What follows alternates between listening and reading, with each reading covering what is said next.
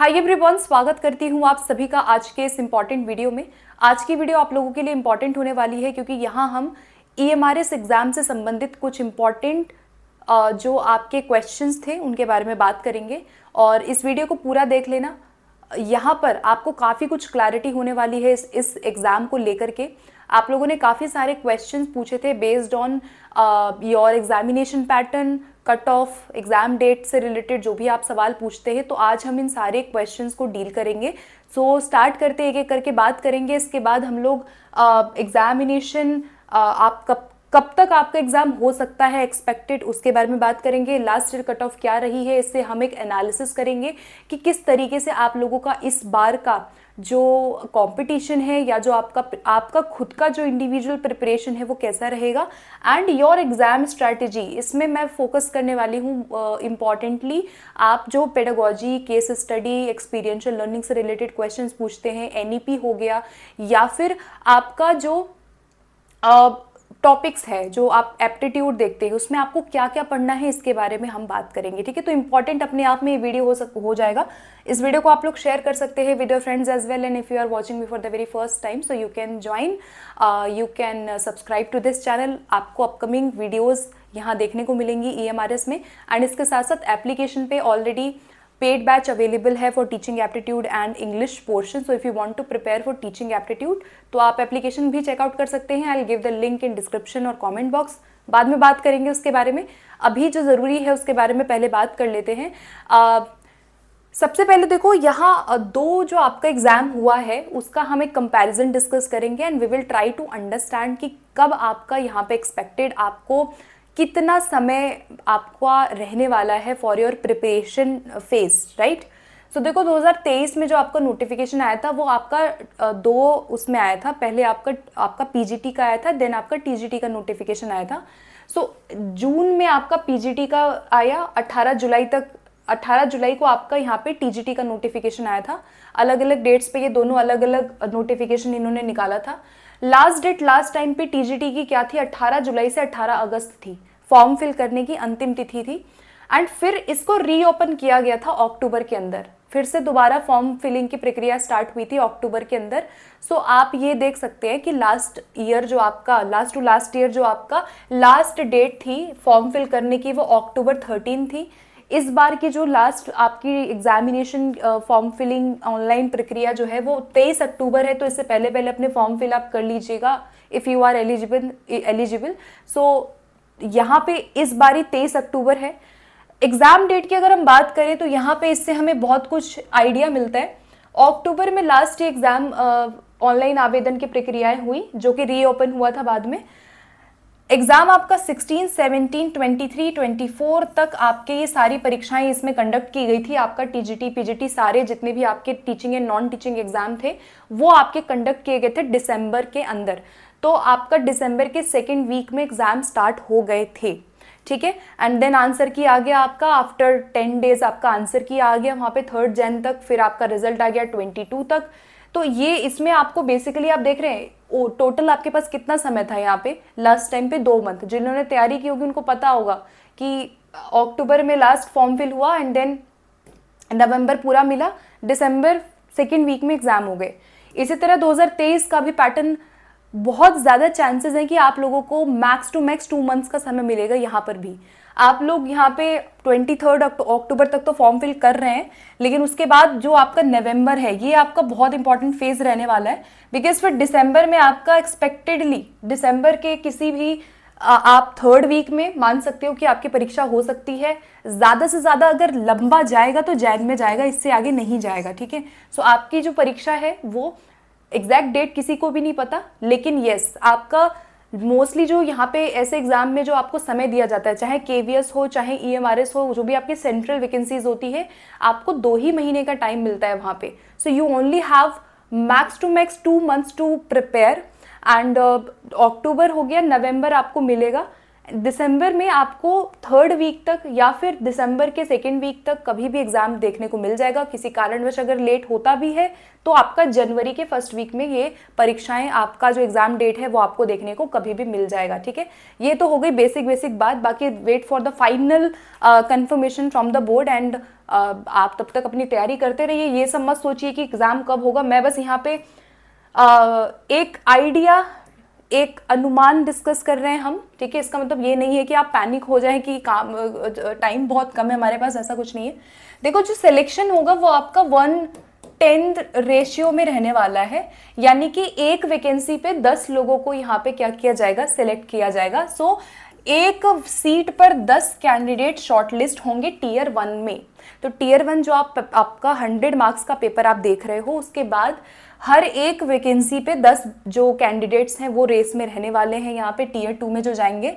जैसे अगर मान लो 100 वैकेंसी है किसी भी पोस्ट की, तो वहाँ पर कैंडिडेट्स कितने हो गए, 1000 हो गए। ठीक है, और टीयर 1 में जो मार्क्स आपका रहने वाला है वो आपका केवल शॉर्ट लिस्टिंग के लिए रहेगा। मतलब जो होता है ना कि वो ऊपर के जो मलाई है वो निकाल ली गई है, वो वही फिल्ट्रेशन का काम ये कर रहा है आपका टीयर 1। बहुत इंपॉर्टेंट इसलिए हो जाता है क्योंकि यही डिसाइड करेगा कि आप आगे टीयर 2 में जाएंगे नहीं जाएंगे। सो टीयर 1 आपका केवल शॉर्ट लिस्टिंग है, मेरिट नहीं बनेगी। मेरिट केवल टीयर 2 पे बनेगी। टीयर 2 में जो भी आप मार्क्स लाएंगे उस पे ही मेरिट बनता है। कट ऑफ भी उसी पे डिसाइड होगी।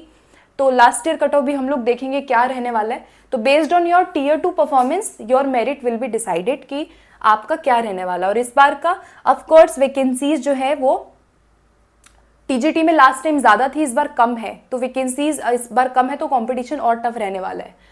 देखो, यहाँ पे जो आपका 2023 का पैटर्न था ना, इसमें क्या था, कट ऑफ इसमें क्या डिसाइड हुई थी, क्योंकि एग्जामिनेशन आपका 130 मार्क्स का था। यहाँ पे ये जो आप 130 मार्क्स देख रहे हैं ये आपका पीजीटी का पैटर्न है। ठीक है, तो पीजीटी में ये था। अभी सिलेबस इसका बदल गया है, राइट। तो syllabus has been changed, process भी चेंज हो गया है काफ़ी।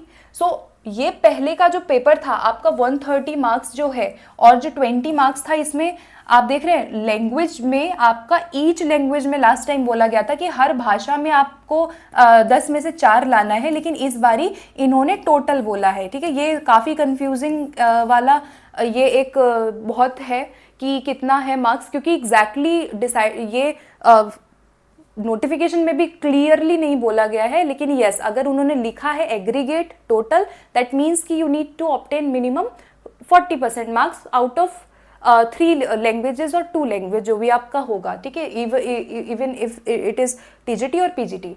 देखो, जो डोमेन नॉलेज था ना लास्ट में, आपका पहले डोमेन नॉलेज आपका 70 नंबर का था, इसको अभी हटा दिया है।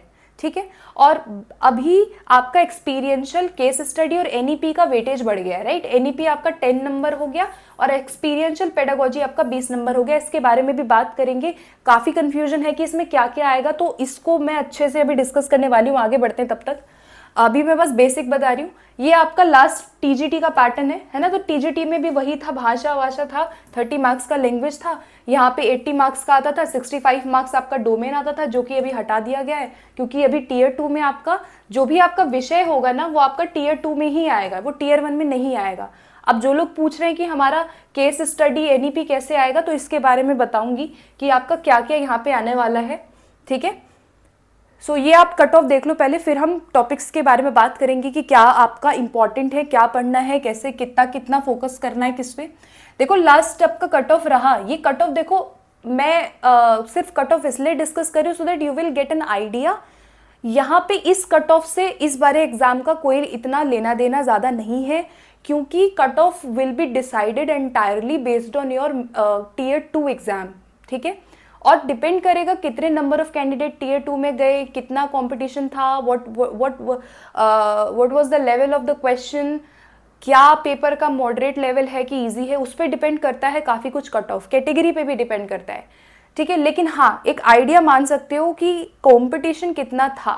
लास्ट टाइम पे आपका जो ये कट ऑफ रहा है पीजीटी के अंदर, या फिर आप अगर मैं पीजीटी यहाँ से बात करूँ तो पीजीटी इंग्लिश हो गया, जैसे ये आपके कितने मार्क्स में से है, आपका जो टोटल मार्क्स था बेस्ड ऑन योर प्रीवियस जो 130-120 मार्क्स का जो आपका सब्जेक्ट रहा करता था, वो उसके बेसिस पे है, यानी कि आपका जो 120 एंड 130 मार्क्स का जो टीजीटी पीजीटी का जो टोटल आपका एग्जाम रहता था उसमें से ये कट ऑफ गई थी कि भाई इससे हाई वाले लोग जो हैं वो सिलेक्टेड है, ठीक है।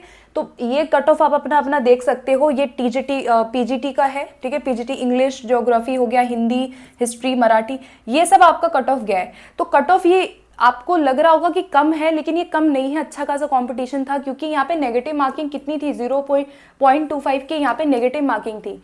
इस बार ये नेगेटिव मार्किंग 1/3 की इन्होंने की है, पहले क्या थी, ये 1/4 की नेगेटिव मार्किंग होती है, ये 1/3 क्या है, जहाँ पे आपका 0.33 मार्क्स जो है वो कट हो जाएगा। यानी ये वाली नेगेटिव मार्किंग जो इस बार वाली है वो ज़्यादा टफ मानी जाएगी, क्योंकि आप एक क्वेश्चन गलत 3 क्वेश्चन गलत करेंगे, आपका एक राइट जो आंसर है उसको डिडक्ट कर लिया जाएगा। पहले 4 क्वेश्चन गलत करने पे 1 मार्क्स कट रहा था, अब केवल 3 क्वेश्चन गलत करने पे एक मार्क्स आपका जा रहा है। तो समझ रहे हो कि नेगेटिव मार्किंग से बहुत बड़ा फर्क पड़ेगा, और इसमें आपको हेल्प करेगा आपका कॉन्सेप्ट क्लैरिटी हर चीज़ में कितना रहा है आपके जनरल पेपर के अंदर, ठीक है। सो नेगेटिव मार्किंग से बचने का यही एक तरीका है कि अपने आप कॉन्सेप्ट्स को स्ट्रॉन्ग करो। अच्छा, ये लास्ट ईयर जो टीजीटी का कट ऑफ था, ये टीजीटी हिंदी हो गया, टीजीटी का आप देख लो अपना अपना जो भी था आपका, जो भी आपका विषय, जैसे सोशल स्टडीज़ का 72.7 था, साइंस का 63 रहा, बाकी संस्कृत का 81 पॉइंट समथिंग, मैथ्स का हो गया। ये सब आपका लास्ट कट ऑफ है, जो आपका टियर 1, पहले एक ही आपका स्टेज परीक्षा होता था, टियर 1 ही होता था, जिस पे ये डिसाइड किया गया था, ठीक है। सो ये आपका लास्ट कट ऑफ था। अभी हम बात करने वाले हैं योर रीसेंट वाला, ये टॉपिक्स हैं कुछ कुछ जो मैं डिस्कस करूंगी। उससे पहले we will discuss about the recent examination pattern, then इस टॉपिक पे चलेंगे कि इसमें आपको करना क्या है, ठीक है। एक तो क्वेश्चन आप पूछ रहे हैं कि ये वाला जो है इसको कैसे प्रिपेयर करना है, ये चीज़ है। लैंग्वेज का मैंने बता दिया कि आपका टोटल बोला गया है, एग्रीगेट बोला गया है, ठीक है। इसमें आप अगर मतलब इसमें फिक्स कहीं कुछ नहीं बोला गया कि इंग्लिश में नहीं लाओगे तो नहीं होगा सिलेक्शन, लेकिन मैं ये कह रही हूँ कि you have to be very conscious. नहीं, ऐसा नहीं लिखा है कहीं भी कि आप इंग्लिश में अगर मार्क्स मान लो आपके नहीं आए 40% तो आप डिसक्वालीफाइड हो जाओगे, ऐसा कहीं नहीं लिखा है। But you have to be prepared, at least अपना बेसिक स्ट्रॉन्ग कर लो, काम ही आएगा और सेफ जोन में रहोगे, इसलिए तैयारी इसकी अच्छे से कर लीजिए। मैं यही आपको सजेस्ट करूंगी, बाकी आपकी इच्छा है। डोमेन नॉलेज में देखिए इस बार का जो आपका पैटर्न है, पहले डोमेन नॉलेज आपका 70 और 65 मार्क्स का रहता था, अभी डोमेन नॉलेज आपका क्या है कि ये 20 नंबर आपका केस स्टडी, एक्सपीरियंशियल और एनईपी आपका 10 मार्क्स का रहने वाला है। अब इसके अंदर काफ़ी कंफ्यूजन है कि इसमें क्वेश्चन किस तरह से आपके आएंगे, तो आइए बात करते हैं। बोथ टीजीटी पीजीटी दोनों के लिए है। अगर मैं बात करूँ टॉपिक्स के बारे में तो फटाफट से देखते हैं। ये आपका इन जनरल टॉपिक्स हैं जो अभी तक मैंने एनालिसिस किया है, जो मैंने अभी पाया है वही मैं यहाँ डिस्कस आप लोगों से कर रही हूँ।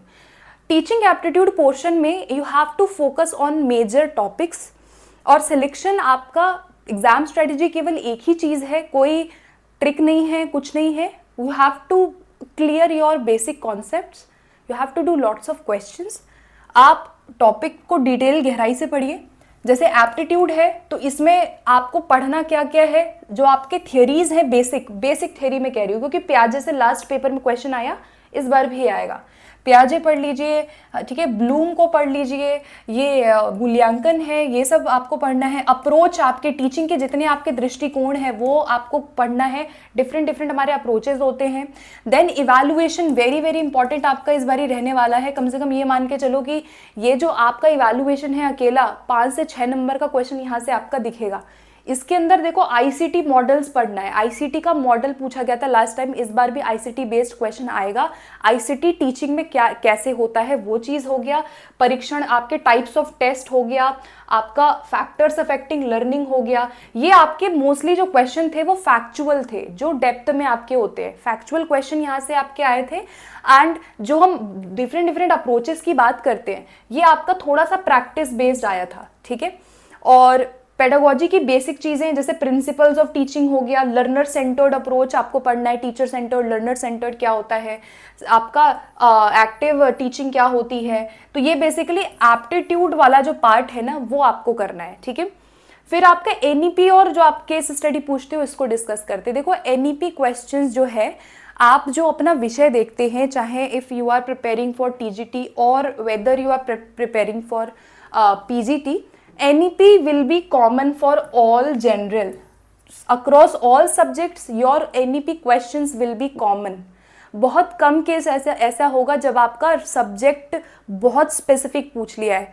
देखो एनईपी में आपको ना पूरा ऑफिशियल डॉक्यूमेंट जो आप देख रहे हैं, जो स्कूल लेवल तक का जो आप लेवल देख रहे हैं, नॉट यूनिवर्सिटी वाला, यूनिवर्सिटी से भी पूछा गया है पीजीटी लेवल पे, लेकिन आपको पूरा डॉक्यूमेंट जो है अच्छे से उसके डीप में इसको पढ़ना पड़ेगा, डीप में इसको पढ़ना पड़ेगा। Focus on initiatives, focus on everything, like I am saying that everything you should focus on, क्योंकि ये आपका कॉमन है।